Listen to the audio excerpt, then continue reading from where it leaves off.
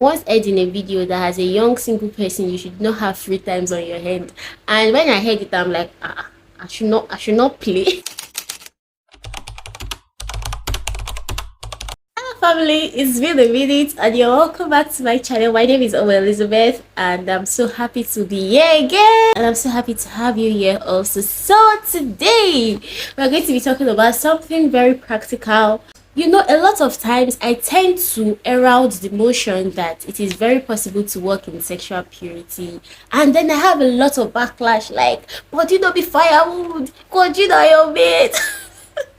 A lot of things, and I know that all of these things are there. You know, a lot of persons struggle. Some persons have tried, they have tried so hard, but it's not just working. I also get a lot of people say that everybody online is living a lie, and that a lot of persons just come online to say they are practicing abstinence, but in real life they are liars.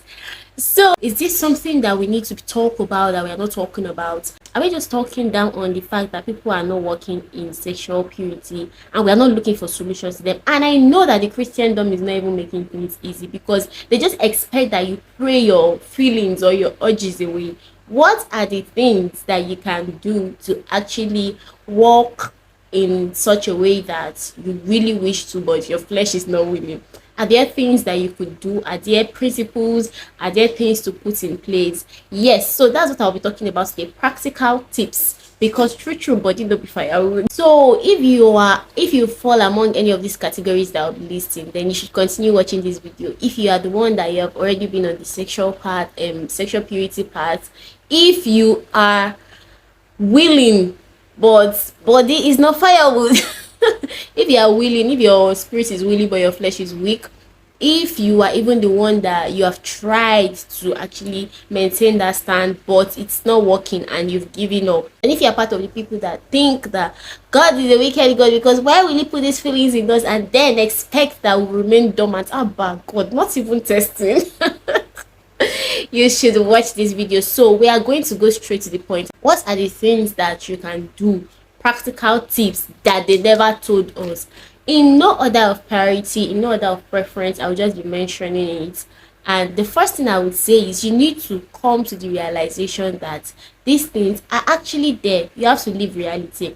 So especially if you are in a relationship already, or even if you are not, there's some persons that have never gotten into a relationship before, and they can really talk on the fact that yes, I can stay sexually pure, but they don't know if they eventually get there how it's going to be like. They don't know because they've not experienced it before. So you need to understand, either you have experienced it or not.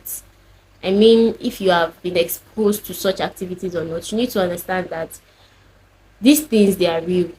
Humans have feelings and they have blood running through their veins. So you are most likely going to be exposed to that kind of temptation. Either you're in, as much as you are in a relationship with someone you love, you are most likely going to be exposed to that temptation of wanting to, explore things. But then it is very possible to stay clean even if you love the person, and it is very possible to wait in marriage. So you have to face reality. So yeah, these things will tend to come up. That's number one thing. The second thing I would say is flee. And as cliche as that sounds, that is it. God has told us to flee from every appearance of evil, every appearance of temptation, and that is it. God has called us to flee from lust. Run. You cannot pray lust away. Prayer warrior, you can't. You can't fight the devil. You cannot fight lust. You have to run away from it, and it will flee from you. Do you understand? So when you find yourself in scenarios where you know that it might trigger you to do things that you do not want to do, you are called to run from it. This was what's this guy's name in the Bible? Joseph did not fight. He did not say, stop, are we?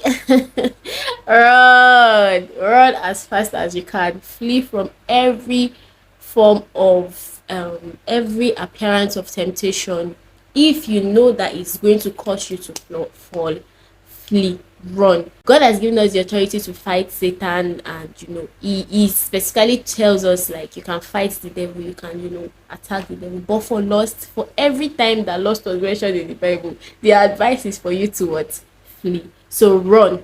My next point will be to get busy. I think the most oldest and most true statement I've ever heard is that an idle mind is the devil's workshop. not throughout what have ever been said. Get busy by, doing anything that will take your mind away from wanting to divert into doing other things that you do not like. The scenario we are talking about, yes. Once heard in a video that as a young single person, you should not have free times on your hand.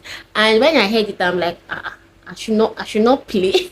But after the person explained, it made so much sense. The reason for young single people not to have free time on their hand is not because they don't want you to have a downtime. No, it's because the devil can actually use those free time to chase you into sin, to make you fall into sin and temptation. When you are not doing anything, your mind is just there wandering, and before you know it, you're surfing the internet, you're thinking of things, and then before you know it, you have landed somewhere. So get busy, read, write, get productive, get skilled, do something. Don't just be idle doing nothing. It will not help your matter. It will not help that care word. It will not help it. Just do something. As a believer, grow spiritually. Read your Bible, pray, feed your spirit, and you discover that you will not fulfill the lust of the flesh. Joseph did not fall into sin with Potiphar's wife because he was busy working.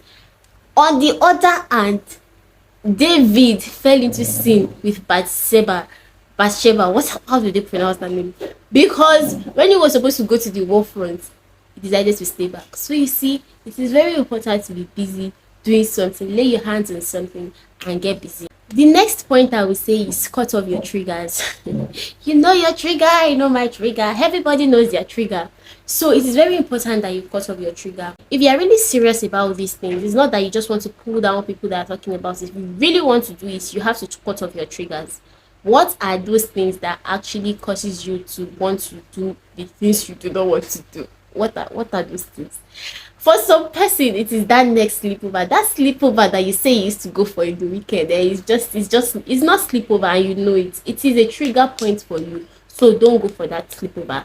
And honestly, if we are being sincere, if you have started the sleepover already, and things are already going down, I don't even know how you want to cut it off, because you might have to just cut your relationship off. Except you and your partner are actually very intentional about staying sexually pure. So it will be easier that way. And that is why it is very important, the type of partner. That's a different topic on its own entirely. I hope you get. So cut off your triggers. Could it be social media? Could it be sleepovers? Could it be erotic novels? Yeah. My next point will be simple and short. Do not flex with sexual sins. Stop wondering how close you can get to the cliff without falling off. I don't need to explain this thing so much, but then I will just explain a little. But I think everybody should understand what I just said. Don't wonder how close you can get to the cliff without falling off. And that is where the questions of, oh, is kissing bad in a relationship? Is masturbation bad? All these things we actually, what did the Bible say about it? The Bible did not say. Do not get close to the cliff. You will fall.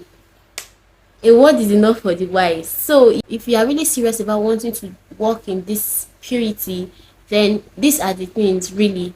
So another thing I would say is get accountable. Your community really matters. You can't try to walk in sexual purity and everyone around you sees sexual impurity as normal. You are going to fall. You are going to fall so bad. So your community matters a lot. Be with like-minded people, because you would struggle if you are the only one trying to herald the truth in your circle. It would be so hard for you when the voices that are opposing what you believe in are higher than yours. No matter how hard you try, you would most likely fall into that temptation, into that sin. So yeah, and my last point and not the least, and I feel like that's the highest point, even though I said that in no order of preference. But yeah, my last point would be that you should grow yourself spiritually. Read your Bible, pray every day. Your Bible is the manual. As you are reading it, you are seeing those things that God do not want us to do. You are seeing the reasons why God actually placed these structures in place. You are seeing what you should do. You are growing. Your mind is being renewed. You are changed, and it's very easy for you to actually want to walk in the spirit when you prioritize your spiritual growth. It is very easy for you to want to walk in the spirit. It is difficult for you to fall into sin anyhow.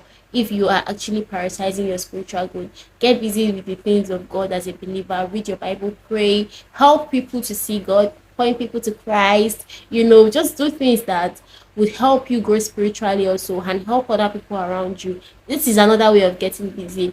When you put all of these things together, you discover that with time you'll be getting renewed. For some persons, the renewal process can be so sudden, like miracle of change desires, like they are just changed. While for some persons it might be gradual. Whichever category you fall into, just know that you are growing regardless, either sudden or gradual, and God is with you. God is there to help you. God is there to direct you, while you even put in your own conscious effort that I've listed before now. Be intentional about your life. Get hold of your life. Get hold of your thoughts. Get hold of your mind. These things are really, really possible. No matter where you are, if you're on a clean slate, if you have, defaulted, is that the word? These things are really possible and you can achieve it. I look forward to reading all of your comments in the comment section. Please drop your comments, like my videos, subscribe to my channel if you like the content you're seeing, and also I wish you all the best. Alright guys, till I see you in my next video, do not forget to like, share and subscribe to my channel. Bye. Thank you.